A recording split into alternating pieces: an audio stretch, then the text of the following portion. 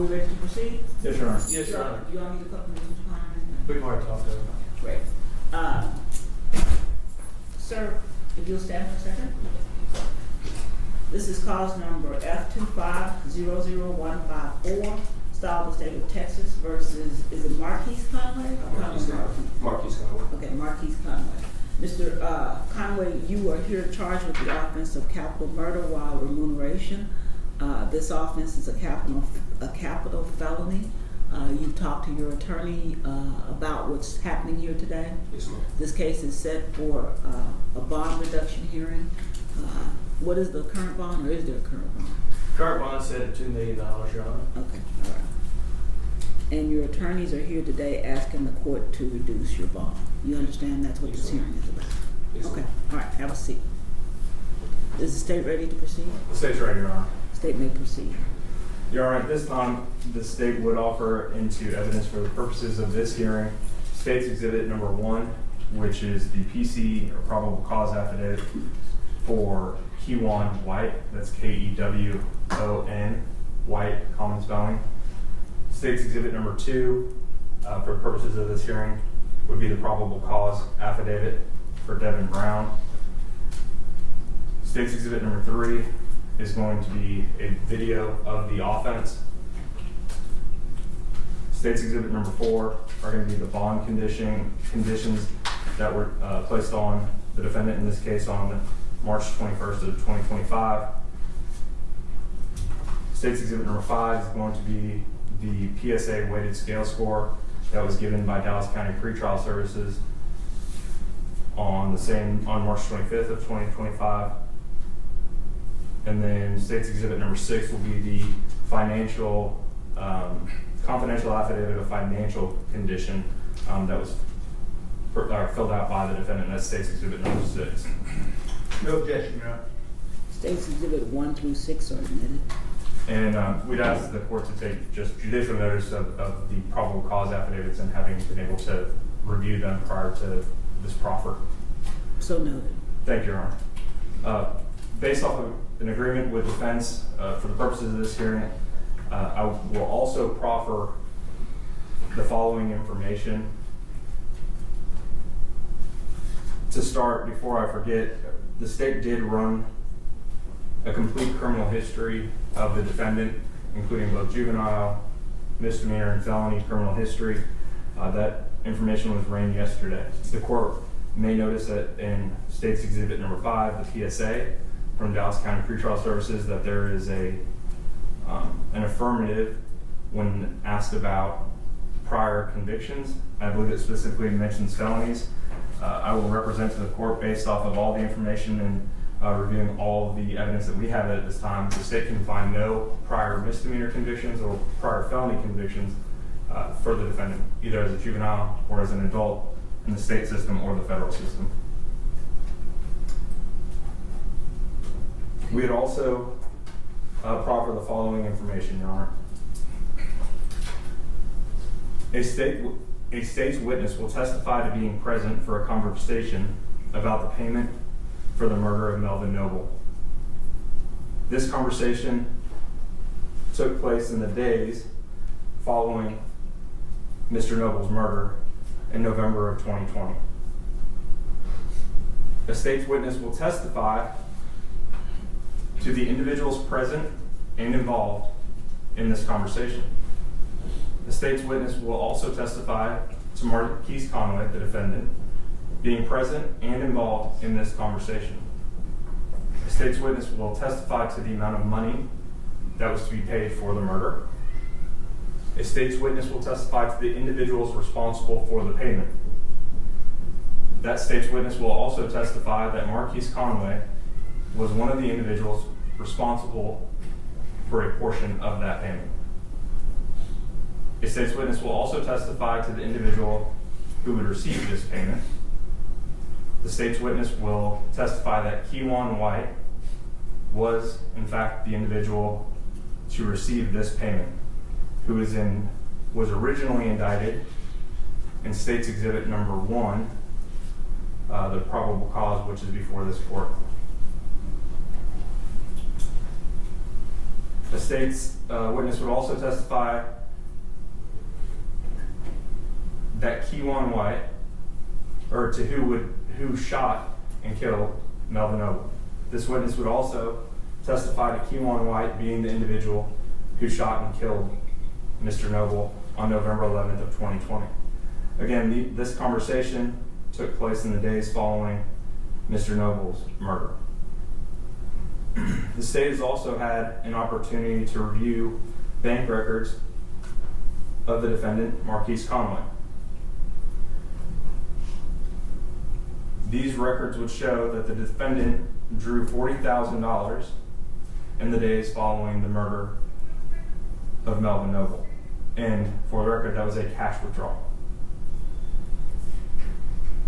These records would correspond to the exact amount which the state's witness would testify to.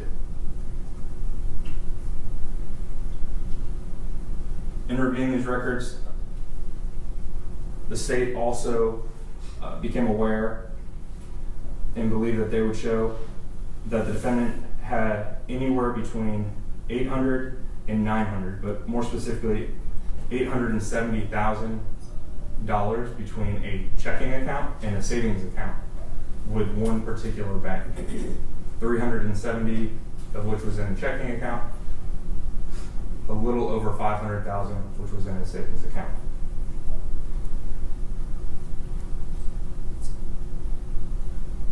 The state at this time would like to publish to the court what's been marked as State's Exhibit number 3, which is the video of the offense.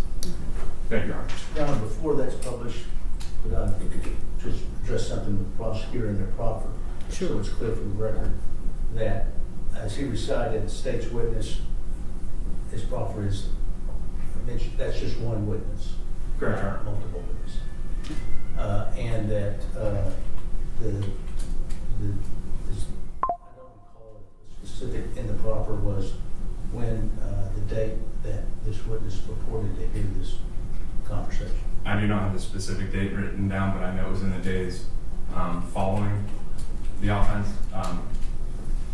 We do have evidence of when this could have taken place based off of cell phone data of when the defendant was in another state and then when he came back to Texas. So we believe we have a time frame. As far as the exact date, I do not have at this time.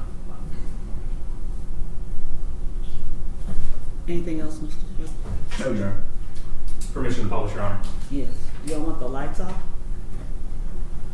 It's at the court's discretion. Oh. And Your Honor, this is, just for context, this is approximately noon on I-35 heading northbound. This video is taken from a Kroger 18-wheeler, and this is heading north I-35 into downtown Dallas on noon on November 11, 2020.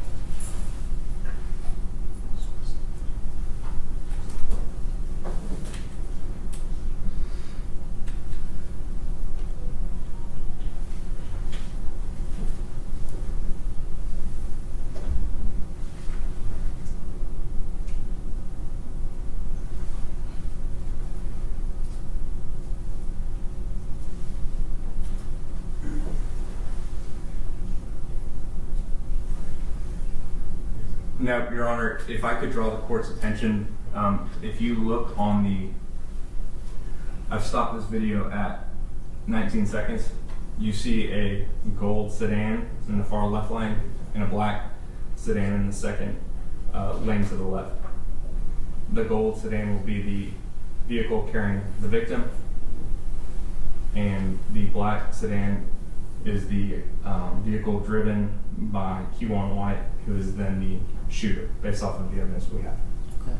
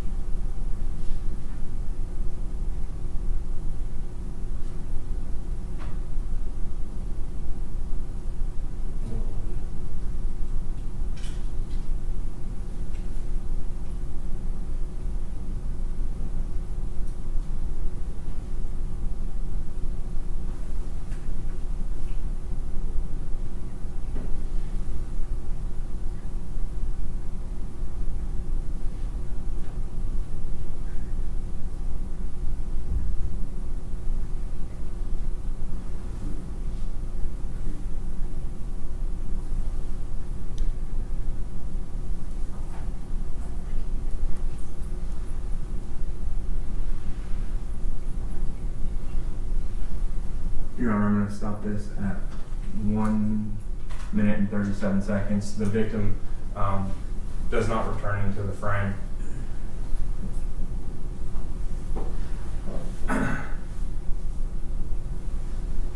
The only other things that the state would like to proffer as far as this bond hearing, since the court does not have a probable cause affidavit, of course, since it's a grand jury referral, defendant Q1 White was also indicted. You do have his murder probable cause affidavit from 2020. He was also indicted at that same time in cause number F21-75377 for Dr. Randall Graham, who also sustained injuries, a neurosurgeon who was heading north on I-35 that day and was struck as well. However, he did survive. And finally, Your Honor, the last thing that I would proffer at this time would be that there were a total of 44 fired cartridge casings, all from the same style of firearm as far as the caliber that were recovered on the freeway on November 11, 2020.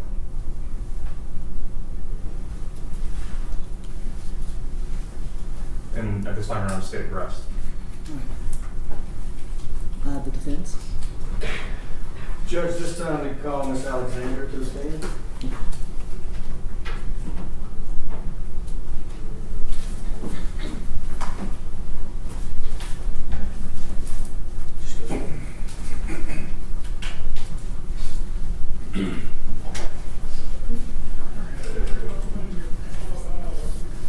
And raise your right hand, please. Do you swear or affirm that in all matters before the court, you will tell the truth, the whole truth, and nothing but the truth, so help you God? I do. You may be seated. May I proceed, Your Honor? Yes. Miss Alexander, could you introduce yourself to the court and spell your last name for the court reporter? Yes, my name is Alma Jean Alexander, Alexander. I'm Marquis' grandmother. Miss Alexander, are you currently employed?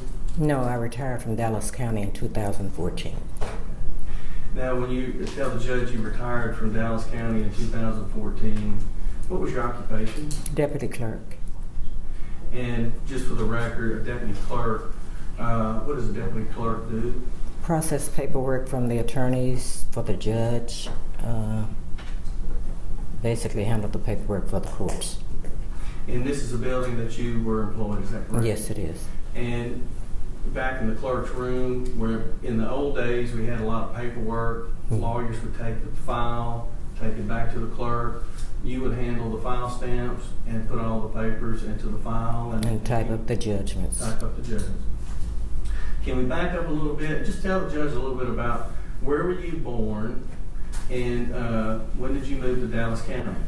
I was born in Washington, Arkansas. I moved to Dallas County when I was 11, so I've been here like 63 years. And being Marquis's grandmother, could you explain the dynamics of your family as far as where are they located and how many grandchildren do you have and where does Marquis fall in the family relationship? Okay, Marquis was my first grandson, first grandchild. I have 11 grandchildren and 8 great-grands. Of course, Marquis being the first grandchild, we were always close because you're excited with your first grandchild, so you try to do everything you can and instill in them good values. He's been a godsend to a lot of his family members. He helps everybody in the family. I know it's hard sometimes because when you have people pulling on you and you're just trying to stretch money, you know, it doesn't always pan out. But he's always helped whenever needed. He's just been... Let me interrupt you just a minute. When you say, let's just go back a little bit. Did he go to public schools here in Dallas County? Yes, he did. Was he born and raised here in Dallas County? Yes, yes he was. And does he currently work here in Dallas County? Yes, he's an entertainer. Okay, and as an entertainer, so we can explain to the court, what type of entertainment does he do? Music. And has he done well in his music career? Yes. And in the music career, you have a persona, is that correct? Yes. Okay. And it's a persona out there for your career is different within the family fold, is that right? Right. Him being your grandson, did he go to church here in Dallas County? Yes, he went to church with me often. That was one of my requirements when he'd spend the weekend. And how often do you talk and have a relationship with Marquise? When he's in town, 2 or 3 times a week. When he's out of town, sometime once a week. His relatives, are they here in the courtroom today? Yes. Yes. And is his mother back there in the courtroom? Yes, she is. Okay. And for the record, could you just tell is that Miss Kimberly Rush? Right. Is his family here? Are they all here in Dallas County or Dallas-Fort Worth Metroplex? Vicinity, yes. Are you here to just tell the judge he has sufficient ties to this community? Yes, he does. He does. Now, as far as, does he have any children? Yes, he has 2 sons, And how old are his children? 5 and 7. Is he, have you observed him being involved in his children's life? Yeah, we go to football games for the little ones all the time. He's always got them in sports. Okay, so he's out there in the community coaching up his sons and other kids that play on the football team. Yeah, I call him the Joe Jackson of the sports.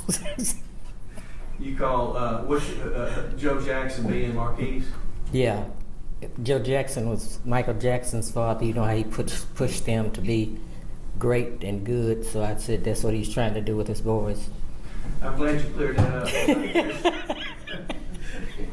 There's other Joe Jacksons, but yes, I can get that Joe Jackson would be well involved in his family. Yeah. So you're telling the judge he's from Dallas County, significant ties, and he's involved with his family. As far as you're aware that he is been arrested for this charge Yes. of payment for hire for a murder. And this happened back in 2020. You're aware, you saw the video and you heard the prosecutor talk about Yeah, on Facebook. their version of the facts. Right. How long has he been in jail? Oh, 8 days since last Thursday. The bond set at $2 million. Has he been able to post that bond and get out of jail? He's still sitting here. No, he hasn't. We're asking the court for a $250,000 bond based on, do you believe that Mr. Conway could post a $250,000 bond? I'm pretty sure we can get it together. And are you telling this court that he's not able to post a $2 million bond? No, he's not. Pass the witness. Cross-examination. Yes, Your Honor. Good morning, Ms. Alexander. Good morning. My name is Tommy Adams. If you have any questions with my questions, if I don't form them in a good way, please just ask me to repeat myself and I will do so, okay? Okay. I appreciate you being down here. I'm sure this is not an easy day for you. So, thank you. You worked for the Dallas County within the clerk's office up until 2014, correct? Correct. Now, Ms. Alexander, are you aware that there was a bond schedule that judges could set bonds on different level offenses within this courthouse? Yes. And are you aware that that bond schedule has since been done away with and was subject to a federal lawsuit against all of the district judges within Dallas County? No. Okay. Now, when you talk about your grandson being an entertainer, I mean, he's more than just an entertainer, correct? Yes. He's in fact a double platinum artist, correct? Right. Now, going back to 2020 and the years leading up to that, well, let me ask you this. Are you aware of your grandson owning a 2017 Denali? Yes. And what is that Denali, what is special about that Denali? It's bulletproof. It's bulletproof. Now, Ms. Alexander, I can't imagine in all your years working here at the clerk's office that you ever felt like you needed a bulletproof vehicle. I don't need one. Now, Ms. Alexander, would you agree with me that in 2020 and the years leading up to 2020, that there was a lot of stuff going on in the city of Dallas surrounding, and to be quite honest, our victim Melvin Noble and your grandson Marquise Conlon?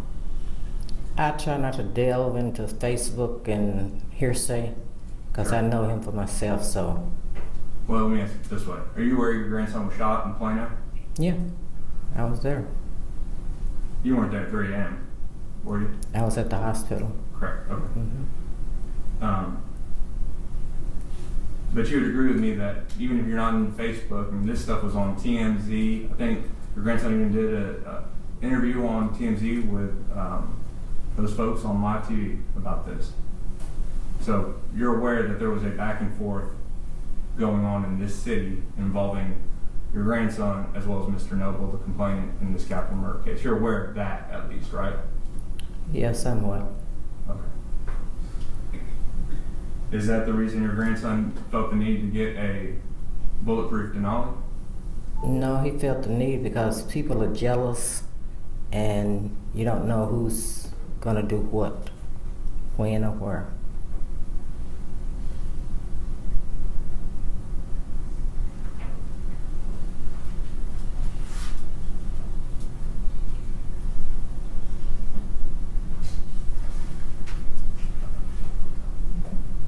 Now, are you aware of whether or not he had to, if a Denali comes that way off the lot, or do you have to actually pay money to get something like that done? I have no idea how it happened, where it happened, why it happened. I just know he had it. Sure.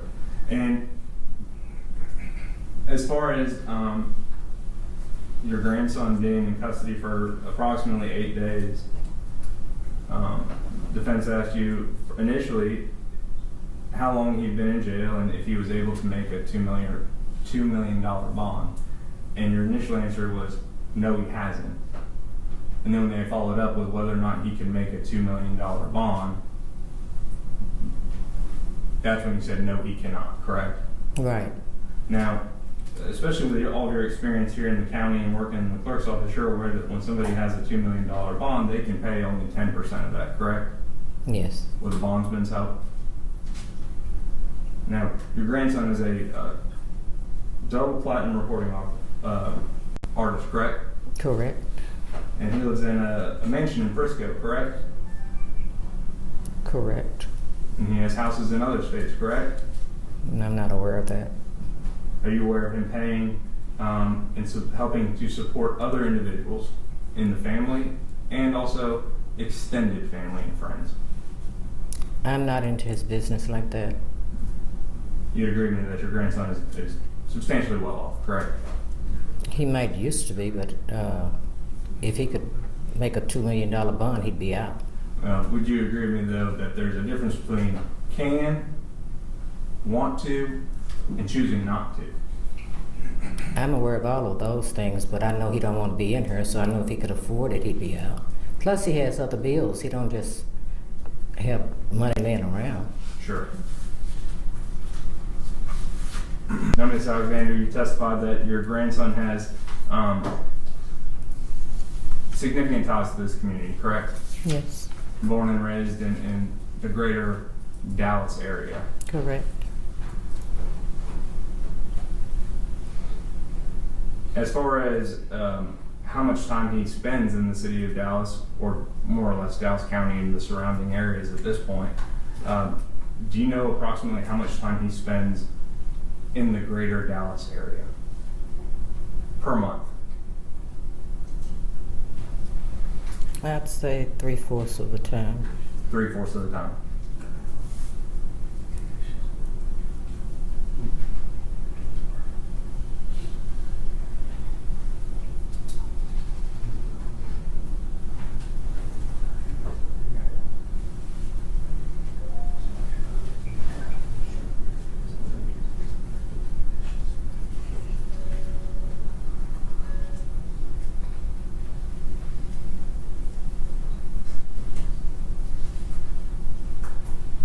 Now, just as far as his ability to travel and nature of that, like planes and getting around, you're aware that he travels quite a bit via private jet, commercial, all of that, correct? Yes. And does he have access to his own private jet? No.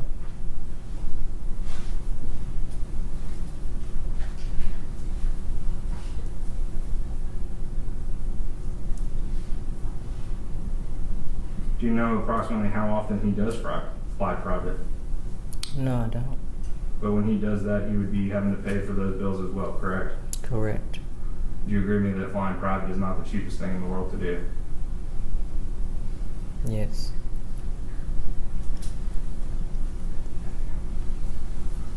Nothing further from the state, Ron. Anything else from this witness? No further questions, Your Honor. All right, thank you, ma'am. You can step down.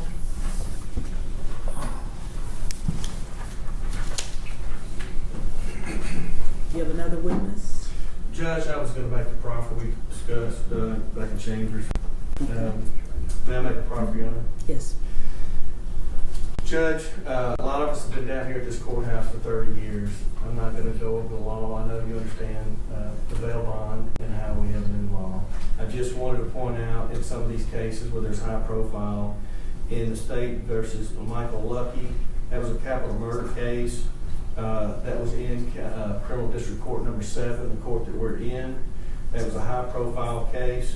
That case involved an NBA player that was initially set by the magistrate in the jail with a probable cause affidavit, where they had knowledge of the facts from what the police said. And that bond was originally set at $500,000. It was later reduced by the court to $100,000 with conditions. Co-defendant in that case, Larry Jenkins, cause number F2076397. This is the same set of facts case where the magistrate with a probable cause affidavit set it for $750,000. Another case in the state of Texas versus Antoine Franklin, capital murder case 522-76141. This involved a famous football player out of Oklahoma. That case was set by the magistrate for $500,000. Again, probable cause affidavit. He was later reduced by the court to $200,000. Judge, in dealing with the bond schedule, you have bond conditions here that require electronic monitor. They have several conditions with probation, check-in, and curfews. We're proffering to the court here that the court has set bonds down here in Dallas County where the typical murders range between $150,000 and $200,000, and a capital murder can range, in these cases, in between $500,000 and $750,000, where the magistrate set them. The thing in this case that we're proffering, the magistrate had no probable cause affidavit. They had no facts. And in this case, we're asking the bond to be reduced in these facts. We'll argue here, but I just want to proffer those 3 cases. All right. Anything else? We're closing and we'd just like to argue. Okay. State. Your Honor, I would just, if I could, just briefly, I would also like to proffer just 2 cases since defense has brought up some cases that have come here from Dallas County. The first one I would like to bring up is F2475475. Defendant's name is Chaz Booth out of the 194th Judicial District Court. He's currently sitting in jail on a capital murder charge for $2 million. That defendant is not a celebrity, a basketball player, a football player, a musician, an artist, or anything like that. Okay. What's the bond on that one? $2 million. Oh, $2 million. He is a 20-year-old who is charged with capital murder. Additionally, we have Jordan Owens, who was recently sentenced, F237724-3, also a capital murder, and his bond was set at $1.5 million, and I believe that was in the 282nd Judicial District Court. And that's, as far as cases, I'm not going to keep going with. I'm not going to go back and forth, so that's all we have as far as rebuttal and trial. Your arguments? We'll waive and reserve the right for a rebuttal. All right. Judge, I'll begin and then Ms. Cusco can finish up with that. Your Honor, as you know, under 1715, the court considers certain facts in the bond reduction hearing and determining whether to reduce the bond. Here in this hearing, the court has before you been introduced 2 arrest affidavits. There is not the arrest affidavit of our client, that does not exist, but you do and have reviewed the arrest affidavits of Kewan White and Mr. Brown. Those arrest affidavits were taken on Kewan White was December 8, 2020, Devin Brown, March 18th of 2021. The offense itself is approximately 4 years and 4 months ago when it occurred. You carefully reviewed those affidavits and set out how the offense, and you saw the video. Nowhere in those affidavits is there any mention of our client, any mention of his role, any mention of connection to this case in either one of those affidavits that you have before you that you can consider. As far as the proffer given by the state, they choose what they can proffer. They said they have one person who overheard a conversation after the incident that happened on the highway in which he heard money being discussed and our client present at that during that conversation about paying money. You received no information in the proffer as to the credibility of that witness, if they have a bias or a motive for coming forward now at this time, 4 years, 4 months later, with this information. You only have you don't even have a proffer that this was a confidential informant, which you know requires some type of vetting, just that it's a person who said they were present during this one conversation. And that's the only evidence that you have before you this hearing that connects him to this offense. The state also proffered a bank record that said there was after the incident in November of 2020, there was a withdrawal of $40,000 cash. No proffer was made as to if that money, if there was traced anywhere to the other defendants charged in this offense. You've received no information of a text message, any message on social media platform that our client paid for this murder, any type of remuneration, no recording of any sort, just this person who came forward and said he overheard this conversation. As far as the bank records go, the only thing in evidence before the court are records that were back in 2020 when they quoted 2 different accounts which accounted for $800,000. You've heard no evidence as to his current financial bank records and what is in there. You only have before you testimony of the defendant's grandmother who told you he cannot make the bond, has not been able to make the bond, he cannot make a $2 million bond. I'll let Mr. Busio finish with the other parts of the argument. Judge, thank you. I'm not going to go back over what Mr. Shook said. What the court has before you is a case that's been investigated for 5 years, and my client, Yella, is a citizen in this community that has no flight issues. He has not left this community. He stays in this community. His family is sitting right back here in the courtroom that showed up to the support in this community. A big factor of this is that he has significant ties to this community. The current bond conditions that you have in place with a leg monitor would be whatever concerns that the state may have or the court may have to know where he is. His grandmother has worked down here and understands how to communicate with the court. We have people, and the bond restrictions of that, the court is aware of how significant the bond restrictions are in keeping them and writing a bond. Judge, we're coming at this is a significant, oppressive, and punitive bond and under the law, in our opinion. We believe that the magistrate, when she set this bond, did not have any evidence in front of her and set it high. We also believe that after 8 days, had he had the money, he would have posted it, and he's sitting here in jail. And that those cases that the state and I have talked about.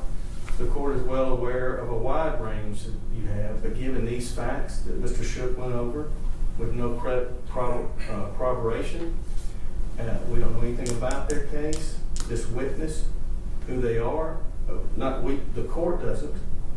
And given the facts presented, we're asking you to reduce this bond to an appropriate amount where he can abide by the conditions and come to court and we can fight this case. Okay, thank you. State? Yeah, sure, just briefly. In regards to an individual's ability to pay the bond, Ms. Alexander testified specifically that she is not involved in her grandson's business and doesn't keep up with his financial stuff. So she really was not in a position to testify what he can and what he cannot afford.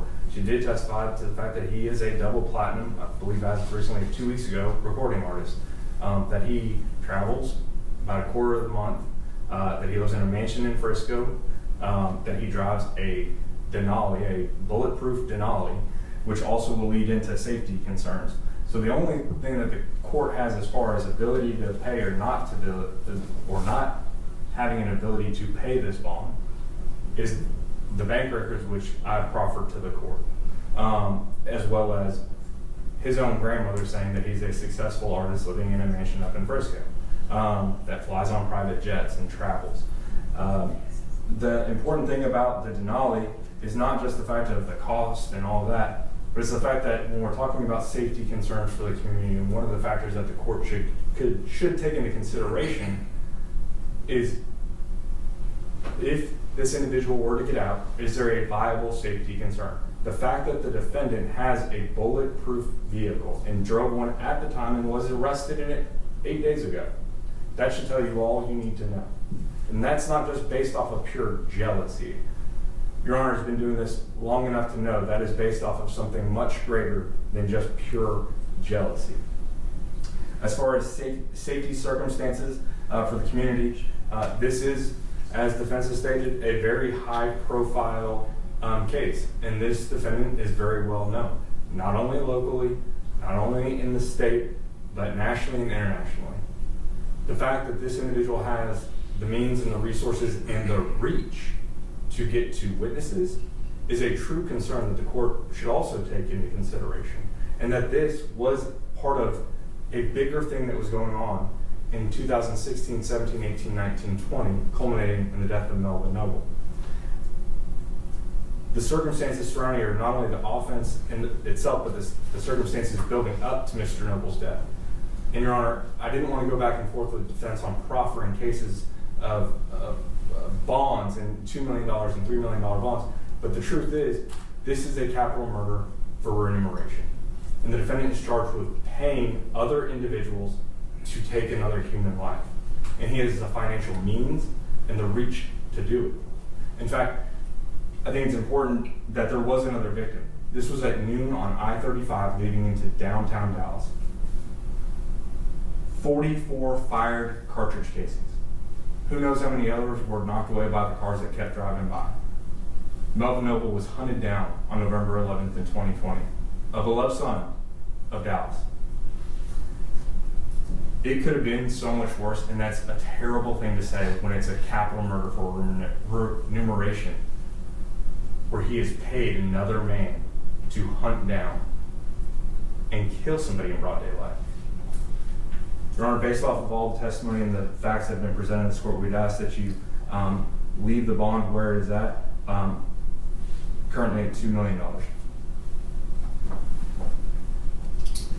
All right, let me have the exhibits, and then if you all will give me about 10 minutes, I'll respond.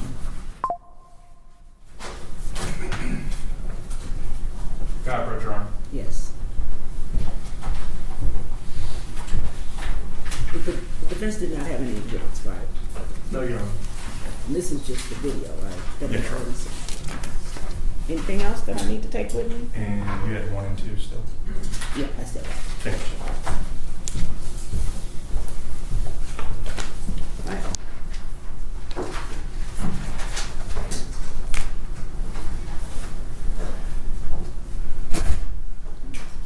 Okay, the court, is the court order ready? Yes, Judge.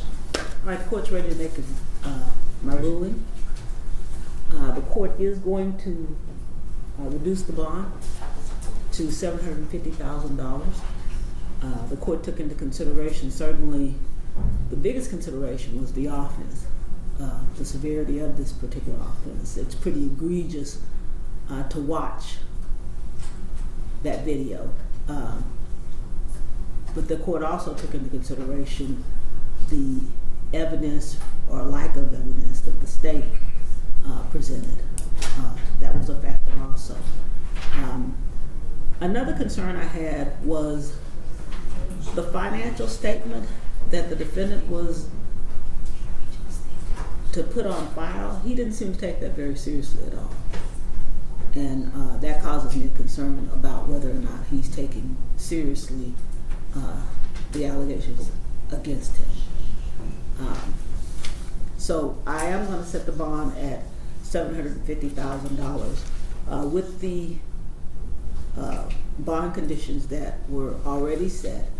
But included on that, I want it to be very clear, Mr. Conway, that you are to have no contact, direct or indirect, no threatening or harassment of any victim, witness, co-defendant. If it's you or anybody on your behalf, there's going to be a problem. Do you understand that? Yes, ma'am. Okay, you all can stand. I'm talking to you now. So that's going to be a concern. And then I want to make sure that you provide the court with correct information regarding your person of contact, because basically this affidavit seemed to be your way of saying, forget y'all. I don't want you to open your mouth. Yeah. Seemed to be your way of saying, forget y'all. So you need to provide correct, accurate information regarding who is your person of contact should there be any type of problem.